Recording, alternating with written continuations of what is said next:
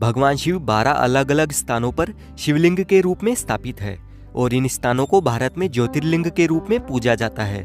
पुराणों में कहा गया है कि जब तक महादेव के इन 12 ज्योतिर्लिंगों के दर्शन नहीं कर लेते, आपका आध्यात्मिक जीवन पूर्ण नहीं हो सकता। हिंदू मान्यता के अनुसार ज्योतिर्लिंग कोई सामान्य शिवलिंग नहीं होते हैं। ऐसा कहा जाता है कि इन सभी 12 जगहों पर भोलेनाथ ने खुद दर्शन दिए थे, तब जाकर वहाँ ये ज्योतिर्लिंग उत्पन्न हुए। ज्योति का मतलब है प्रकाश और लिंग का मतलब है भगवान शिव का आकार। ज्योतिर्लिंग मानव द्वारा निर्मित नहीं होते हैं, बल्कि वे स्वयंभू होते हैं। शिवलिंग कई हो सकते हैं, लेकिन ज्योतिर्लिंग केवल 12 है और ये भारत के हर हिस्से में मौजूद है। शिव पुराण के मुताबिक भारत में 64 मूल ज्योतिर्लिंग मौजूद है। धार्मिक मान्यताओं के मुताबिक भगवान शिव के इन सभी 12 ज्योतिर्लिंगों की उपासना करने से सभी कष्ट दूर हो जाते हैं और सुख एवं समृद्धि का आशीर्वाद प्राप्त होता है। इस वीडियो में हम एक साथ 12 ज्योतिर्लिंगों के दर्शन करेंगे और जानेंगे ज्योतिर्लिंग कहाँ कहाँ पर स्थित है, वहाँ कैसे जाए, और साथ ही जानेंगे सभी ज्योतिर्लिंगों की पौराणिक कथाओं के बारे में। तो वीडियो में आपको 12 ज्योतिर्लिंगों के बारे में संपूर्ण जानकारी मिलेगी, इसलिए जल्दी से वीडियो को लाइक कर दीजिए और चैनल को सब्सक्राइब कर लीजिए। साथ ही कमेंट बॉक्स में हर हर महादेव जरूर लिखें और वीडियो को पूरा जरूर देखें। भारत का सबसे प्रसिद्ध और सबसे बड़ा ज्योतिर्लिंग है सोमनाथ। सोमनाथ ज्योतिर्लिंग भारत का ही नहीं, बल्कि इस पृथ्वी का पहला ज्योतिर्लिंग माना जाता है। यह मंदिर गुजरात राज्य के सौराष्ट्र क्षेत्र में स्थित है। सोमनाथ भक्तों की श्रद्धा का केंद्र है। ये ज्योतिर्लिंग सिर्फ पवित्र ही नहीं, बल्कि बहुत मूल्यवान भी है। इस ज्योतिर्लिंग मंदिर को आक्रमणकारियों द्वारा 17 बार लूटा और तोड़ा गया, लेकिन आज जिस मंदिर को हम देख रहे हैं, इसका निर्माण सरदार वल्लभ भाई पटेल द्वारा करवाया गया था। ऐसा कहा जाता है चंद्रदेव ने प्रजापति दक्ष की सभी 27 बेटियों के साथ विवाह किया था, लेकिन प्रेम वे सिर्फ रोहिणी से ही करते थे। इसके चलते दक्ष की काफी बेटियां हमेशा मायूस और उदास रहती थी। एक दिन राजा दक्ष का सब्र का बांध टूट गया और उन्होंने चंद्र को श्राप दिया कि वे अपनी सारी चमक खो देंगे। इस श्राप के असर से चंद्र ने अपनी सारी रोशनी खो दी और पूरा संसार अंधकार में डूब गया। परिस्थितियां बिगड़ते देख सभी देवताओं ने दक्ष से आह्वान किया कि वो चंद्र को माफ कर दे। काफी प्रयासों के बाद दक्ष ने कहा, अगर चंद्र भगवान शिव की कठोर तपस्या करेंगे तो उनको अपना प्रकाश पुनः वापस हासिल हो जाएगा। इसके तुरंत बाद चंद्र ने घोर तपस्या की, जिसके चलते भोलेनाथ प्रसन्न हुए और उन्होंने चंद्र को उनका प्रकाश वापस लौटा दिया। यहीं से स्थापना हुई पहले ज्योतिर्लिंग सोमनाथ की। सोमनाथ मंदिर के बारे में और जानकारी के लिए मैंने ऑलरेडी स्पेशल वीडियो बनाई है। आप चाहो तो यहाँ पर क्लिक करके इस वीडियो को भी देख सकते हैं। मल्लिकार्जुन ज्योतिर्लिंग आंध्र प्रदेश के कृष्णा नदी के तट पर श्रीशैलम नाम के पर्वत पर स्थित है। ये देश का दूसरा प्रसिद्ध ज्योतिर्लिंग है। इस मंदिर का महत्व भगवान शिव के कैलाश पर्वत के समान माना जाता है। अनेक धार्मिक शास्त्र यहाँ के धार्मिक और पौराणिक महत्व की व्याख्या करते हैं। कहते हैं कि इस ज्योतिर्लिंग के दर्शन करने मात्र से ही व्यक्ति को उसके सभी पापों से मुक्ति मिल जाती है। एक पौराणिक कथा के अनुसार जहाँ पर यह ज्योतिर्लिंग है, उस पर्वत पर आकर शिव जी का पूजन करने से व्यक्ति को अश्वमेध यज्ञ के समान पुण्य के फल प्राप्त होते हैं। इस ज्योतिर्लिंग की कहानी इस प्रकार है। प्राचीन काल में बताया जाता है कि एक बार माता पार्वती और भगवान शिव भी दुविधा में फंस गए थे। दोनों इस बात का निर्णय नहीं कर पा रहे थे कि पहले शादी गणेश की हो या कार्तिकेय की। फिर दोनों ने मिलकर एक प्रतियोगिता आयोजित की। इसके अनुसार गणेश और कार्तिकेय में जो भी सबसे पहले जल्दी पूरी धरती का चक्कर लगाकर आएगा, उसकी शादी पहले करवा दी जाएगी। इसके तुरंत बाद भ्रमण के लिए कार्तिकेय अपने मोर पर निकल पड़े। वहीं गणेश ने माता पार्वती और शिव के इर्द गिर्द एक चक्कर लगा लिया। माता पिता के पूछे जाने पर गणेश ने बोला कि उनके लिए माता पिता ही संसार है, इसलिए उन्होंने उनका चक्कर लगा लिया। ये सुन माता पार्वती और भगवान शिव इतने प्रसन्न हुए कि उन्होंने गणेश जी का विवाह विश्वरूप की दोनों बेटियां रिद्धि और सिद्धि के साथ करवा दिया। यह देख कार्तिकेय को बहुत बुरा लगा और उन्होंने निर्णय किया कि वो कभी भी शादी नहीं करेंगे। इसके बाद वे श्रीशैलम पहाड़ की तरफ निकल पड़े, अपनी आगे की जिंदगी वहीं व्यतीत करने के लिए। जब माता पार्वती और शिव को इसके बारे में जानकारी मिली तो वो दोनों उनसे मिलने पहुंच गए। माता पार्वती उनसे पूर्णिमा के दिन मिली, वहीं भगवान शिव उनसे अमावस्या के दिन मिलने पहुंचे। इस तरीके से स्थापना हुई मल्लिकार्जुन ज्योतिर्लिंग की। यहाँ दर्शन करने आने के लिए आपको हैदराबाद से डायरेक्ट बसेस मिल जाएगी। महाकालेश्वर ज्योतिर्लिंग मध्य प्रदेश की धार्मिक राजधानी कहे जाने वाले उज्जैन नगरी में रुद्रसागर झील के पास में स्थित है। महाकालेश्वर ज्योतिर्लिंग की विशेषता है कि ये एकमात्र दक्षिण मुखी ज्योतिर्लिंग है। यहाँ प्रतिदिन सुबह की जाने वाली भस्म आरती विश्व भर में प्रसिद्ध है। महाकालेश्वर की पूजा विशेष रूप से आयु वृद्धि और आयु पर आए हुए संकट को टालने के लिए की जाती है। महाकालेश्वर भारत का तीसरा प्रसिद्ध ज्योतिर्लिंग है। यहाँ की ऐसी मान्यता है कि यहाँ कभी चंद्रसेन नाम के राजा का शासन हुआ करता था। वो भगवान शिव के बहुत बड़े भक्त थे और वहाँ की प्रजा भी महादेव को पूजती थी। एक बार राजा रिपुदमन ने चंद्रसेन के महल पर हमला बोल दिया। उसके साथ मायावी राक्षस दूषण भी था, जो कभी भी अदृश्य हो सकता था। उस राक्षस ने राजा की प्रजा को प्रताड़ित किया और पूरे महल को बर्बाद कर दिया। तब वहाँ की प्रजा ने भगवान शिव को याद किया और मदद की गुहार लगाई। ऐसा कहा जाता है कि यहाँ स्वयं महादेव ने दर्शन दिए और यहाँ की प्रजा की रक्षा की। इसके बाद उज्जैन के लोगों की प्रार्थना सुनकर भोलेनाथ ने निर्णय किया कि वे उज्जैन नहीं छोड़ेंगे। इस प्रकार से उत्पन्न हुआ महाकालेश्वर ज्योतिर्लिंग। महाकालेश्वर ज्योतिर्लिंग की संपूर्ण जानकारी के लिए आप इस वीडियो को देख सकते हैं। ओमकारेश्वर ज्योतिर्लिंग मध्य प्रदेश के प्रसिद्ध शहर इंदौर से 80 किलोमीटर के डिस्टेंस पर लोकेटेड है। जिस स्थान पर ओमकारेश्वर ज्योतिर्लिंग स्थित है उस स्थान पर नर्मदा नदी बहती है और पहाड़ी के चारों ओर नदी बहने से यहाँ ओम आकार का द्वीप बनता है, जिसे शिवपुरी द्वीप के नाम से जाना जाता है। पुराणों के मुताबिक यहाँ पर एक बार देवताओं और असुरों के बीच में युद्ध हुआ, जिसमें असुरों ने देवताओं को परास्त कर दिया। इसके बाद सभी देवताओं ने भगवान भोलेनाथ से प्रार्थना की कि वो यहाँ आए और उनकी रक्षा करे। देवताओं की गुहार स्वीकार करते हुए भगवान शिव यहाँ आए और उन्होंने राक्षसों का संहार किया। इस प्रकार से ओमकारेश्वर ज्योतिर्लिंग की स्थापना हुई। ओमकारेश्वर ज्योतिर्लिंग दर्शन का भी मैंने कंप्लीट डिटेल के साथ में वीडियो बनाया है। अधिक जानकारी के लिए आप इस वीडियो को भी देख सकते हैं। श्री वेदनाथ ज्योतिर्लिंग का समस्त ज्योतिर्लिंगों की गणना में 5वां स्थान आता है। भगवान श्री वेदनाथ ज्योतिर्लिंग का मंदिर जिस स्थान पर स्थित है उसे वेदनाथ धाम कहा जाता है। यह स्थान झारखंड प्रांत, पूर्व में बिहार प्रांत के संताल परगना में दुमका नामक जनपद में पड़ता है।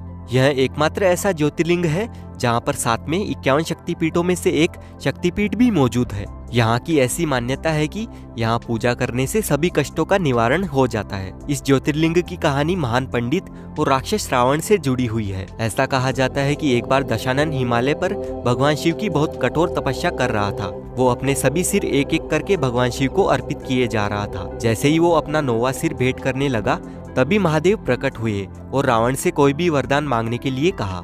तब रावण ने कहा कि वो चाहता है भगवान शिव स्वयं उसके साथ लंका नगरी चले और वहां जाकर स्थापित हो जाए। अब भोलेनाथ ने रावण की ये प्रार्थना स्वीकार की, लेकिन साथ में ये शर्त भी रख दी कि अगर ये शिवलिंग उसने बीच रास्ते में कहीं जमीन पर रख दिया तो वो हमेशा के लिए वहीं स्थापित हो जाएंगे। रावण ने ये शर्त स्वीकार की और निकल पड़ा ज्योतिर्लिंग लेकर लंका की ओर। भगवान शिव के इस निर्णय से देवता बहुत दुखी और चिंतित थे, क्योंकि वे भोलेनाथ को लंका जाते हुए नहीं देख सकते थे। फिर सभी देवता विष्णु जी के पास गए और उनसे समाधान निकालने की गुहार लगाई। ऐसा कहा जाता है कि तब भगवान विष्णु ने ऐसी लीला रची कि बीच रास्ते में रावण को लघु शंका आई और वो शिवलिंग एक ग्वाले को सौंपकर चला गया। परंतु उस ग्वाले ने शिवलिंग को वहीं जमीन पर रख दिया और शर्त अनुसार वो शिवलिंग वहीं स्थापित हो गया। कहते हैं कि ग्वाले के रूप में स्वयं भगवान विष्णु आए थे ये लीला रचने के लिए। देवघर धाम बाई ट्रेन आने के लिए लगभग 3 किलोमीटर की दूरी पर मुख्य देवघर स्टेशन बना हुआ है। वहीं बाई रोड बस के माध्यम से आने के लिए सबसे पास का bus stand Deoghar bus stand है, जो बैद्यनाथ धाम मंदिर से महज 2 किलोमीटर दूर है। झारखंड राज्य सड़क परिवहन निगम लिमिटेड, पश्चिम बंगाल राज्य सड़क परिवहन निगम लिमिटेड समेत कई प्राइवेट बसें यहाँ के लिए रोजाना चलती है। खासतौर से पटना, गया और रांची से देवघर के लिए नियमित रूप से बसें यहाँ के लिए चलती है। भीमाशंकर ज्योतिर्लिंग महाराष्ट्र के पुणे जिले में सह्याद्री नामक पर्वत पर स्थित है। भीमाशंकर ज्योतिर्लिंग को मोटेश्वर महादेव के नाम से भी जाना जाता है। जो भक्त श्रद्धा भाव से इस मंदिर में प्रतिदिन सुबह सूर्य निकलने के बाद दर्शन करता है, उसके 7 जन्मों के पाप दूर हो जाते हैं तथा उसके लिए स्वर्ग के द्वार खुल जाते हैं। इस ज्योतिर्लिंग की कथा जुड़ी हुई है कुंभकर्ण के पुत्र भीम से। ऐसा कहा जाता है कि जब भीम को ये पता चला कि उसके पिता को भगवान विष्णु ने राम अवतार लेकर मौत के घाट उतारा था, वो उस बात से बहुत क्रोधित हुआ और उसने बदला लेने की ठानी। भीम ने खुद पर अत्याचार किए और कठोर तप किया, जिसके चलते ब्रह्मा जी प्रसन्न हुए और उसे उसकी इच्छा अनुसार काफी सारी दिव्य शक्तियाँ प्रदान की। वरदान प्राप्ति के तुरंत बाद भीम ने पूरी धरती का सर्वनाश करना शुरू कर दिया। उसने भगवान शिव के परम भक्त से भी युद्ध किया और उसे सलाखों के पीछे डाल दिया। धरती पर ये अत्याचार देख सभी देवता काफी परेशान और विचलित हो गए। उन्होंने भगवान शिव से प्रार्थना की कि वे इस राक्षस का संहार करें। तब महादेव और भीम के बीच में भीषण युद्ध हुआ और महादेव ने उसे धूल चटा दी।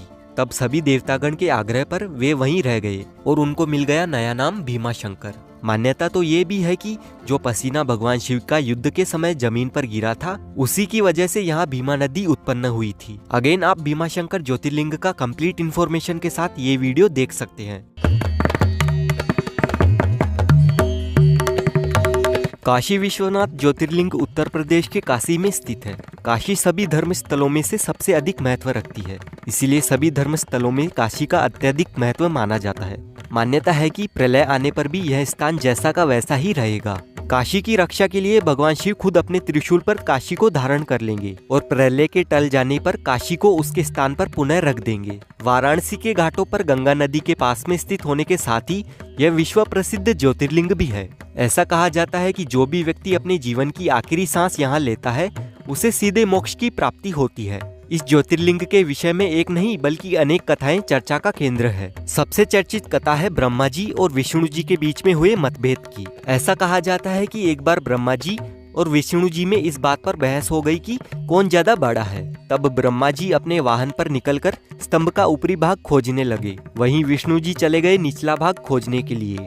तभी उस स्तंभ में से प्रकाश निकला और महादेव जी प्रकट हुए। अब भगवान विष्णु तो अपने कार्य में असफल रहे, लेकिन ब्रह्मा जी ने झूठ बोला कि उन्होंने ऊपरी छोर खोज लिया। इस बात से भगवान शिव काफी क्रोधित हुए और उन्होंने ब्रह्मा जी को श्राप दिया कि अब उन्हें कोई भी नहीं पूजेगा। ऐसा कहा जाता है कि महादेव स्वयं यहाँ काशी विश्वनाथ ज्योतिर्लिंग के रूप में स्थापित हो गए।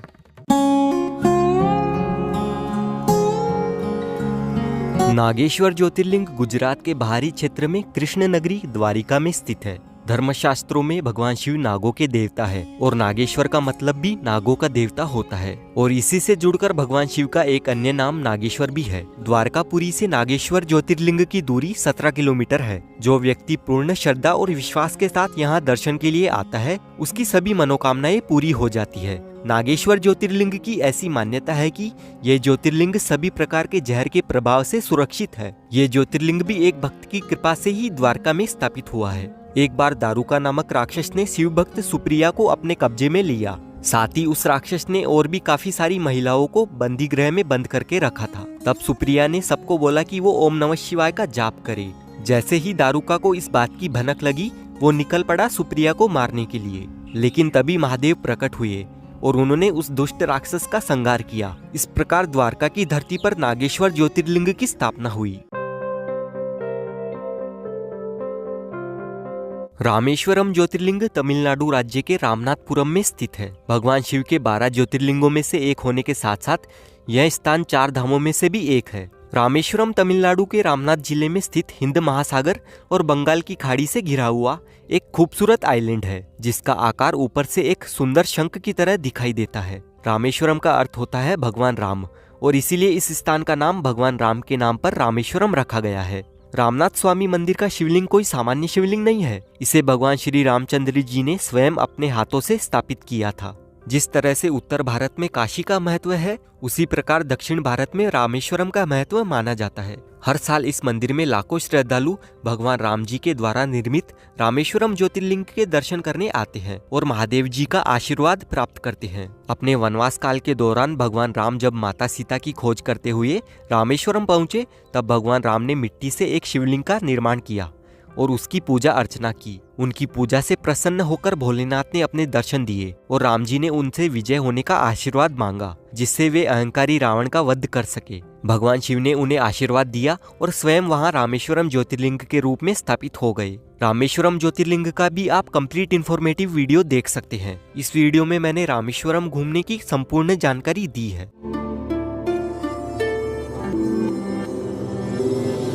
त्र्यंबकेश्वर ज्योतिर्लिंग गोदावरी नदी के करीब महाराष्ट्र के नासिक जिले में स्थित है। इस ज्योतिर्लिंग के सबसे अधिक निकट ब्रह्मगिरी नामक का पर्वत है। इसी पर्वत से गोदावरी नदी का उद्गम होता है। भगवान शिव का एक नाम त्र्यंबकेश्वर भी है। कहा जाता है कि भगवान शिव को गौतम ऋषि और गोदावरी नदी के आग्रह पर यहाँ ज्योतिर्लिंग के रूप में स्थापित होना पड़ा था। शिव पुराण के अनुसार एक बहुत ही प्रसिद्ध गौतम ऋषि हुआ करते थे। उनको भगवान वरुण से ये वरदान मिला था कि उनके पास कभी भी अनाज की कमी नहीं होगी। लेकिन दूसरे देवताओं को इस बात से जलन होने लगी, तो उन्होंने एक गाय को उनके खेतों में चरने के लिए छोड़ दिया। उस गाय को देख ऋषि ने गाय को मार दिया। बाद में उन्हें इस बात का दुख हुआ और उन्होंने भगवान शिव की आराधना की। तब महादेव ने गंगा देवी को कहा कि वे ऋषि के इलाके से होकर निकले, जिससे उनके सभी पाप धुल जाए।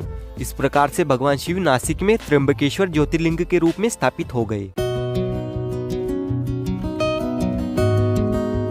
केदारनाथ ज्योतिर्लिंग उत्तराखंड में स्थित है। बाबा केदारनाथ का मंदिर बद्रीनाथ के मार्ग से होते हुए पड़ता है। केदारनाथ समुद्र तल से 3584 मीटर की ऊंचाई पर स्थित है। केदारनाथ का वर्णन स्कंद पुराण एवं शिव पुराण में भी मिलता है। यह तीर्थ भगवान शिव को अत्यंत प्रिय है। जिस प्रकार कैलाश का महत्व है, उसी प्रकार का महत्व शिव जी ने केदार क्षेत्र को भी दिया है। केदारनाथ चारों धाम में से सबसे प्रमुख धाम माना जाता है। भगवान शिव केदारनाथ में सदैव निवास करते हैं और जो भी यहाँ सच्ची श्रद्धा लेकर आता है, उसकी सभी मनोकामनाएं पूरी होती है। इस ज्योतिर्लिंग के सिलसिले में एक कथा काफी चर्चित है। ऐसा कहा जाता है भगवान ब्रह्मा के 2 पुत्र थे, नर और नारायण। इन दोनों ने द्वापर युग में कृष्ण और अर्जुन के रूप में जन्म लिया था। नर और नारायण भगवान भोलेनाथ के बड़े भक्त थे, इसीलिए उन्होंने बद्रीनाथ में एक स्वयं का शिवलिंग बनाया और उसके सामने बैठकर दोनों रोज घोर तपस्या किया करते थे। ऐसा कहा जाता है उस शिवलिंग में प्रतिदिन भगवान शिव दर्शन दिया करते थे। एक दिन भोलेनाथ उन दोनों बालकों से इतने प्रसन्न हुए कि उन्होंने दोनों से कहा कि वो कोई भी वरदान मांगे। तब दोनों ने कहा कि बस आप इस स्थान पर सदैव के लिए बस जाइए। भगवान शिव ने उनकी इच्छा पूरी की और इस प्रकार से केदारनाथ ज्योतिर्लिंग की स्थापना हुई। अगर आप केदारनाथ जाना चाहते हैं तो ये वाला वीडियो आप देख सकते हैं। इसमें आपको केदारनाथ जाने की कंप्लीट इन्फॉर्मेशन मिल जाएगी। गृष्णेश्वर ज्योतिर्लिंग मंदिर महाराष्ट्र के संभाजीनगर के समीप दौलताबाद के पास में स्थित है। इस ज्योतिर्लिंग को गृष्णेश्वर या गुष्मेश्वर के नाम से भी जाना जाता है। इसका निर्माण अहिल्याबाई होलकर द्वारा करवाया गया था। ऐसा कहा जाता है कि इस ज्योतिर्लिंग के तार जुड़े हुए हैं एक विवाहित जोड़े से। जी हाँ, ये कहानी है सुरदम और सुदेशा की। इस विवाहित जोड़े में सब कुछ बहुत अच्छा चल रहा था, बस दुख इस बात का था कि उनकी कोई संतान नहीं हो रही थी। तब सुदेशा ने निर्णय किया कि सुरदम की शादी उसकी बहन गुष्म से करवा दी जाए। फिर दोनों की शादी होते ही उनको एक प्रतिभावक बालक हुआ, लेकिन सुदेशा को ये बात खटकने लगी और उसने मौका मिलते ही उस बालक को झील में फेंक दिया, जहां सुरदम ने 101 शिवलिंग अर्पित किए थे। ये खबर मिलते ही सुरदम ने झील के पास जाकर भोलेनाथ को याद किया और अपने बालक को वापस पाने की गुहार लगाई। कहते हैं कि महादेव ने उनकी पुकार सुनी और सुरदम को उसका बच्चा भी लौटा दिया। सिर्फ यही नहीं, सुरदम ने सुदेशा के लिए माफी भी मांगी और भोलेनाथ से उसे माफ करने को कहा। ये देख भोलेनाथ बहुत प्रसन्न हो गए और उन्होंने सुरदम को आशीर्वाद दिया और इसी स्थान पर भगवान शिव गृष्णेश्वर ज्योतिर्लिंग के रूप में स्थापित हो गए।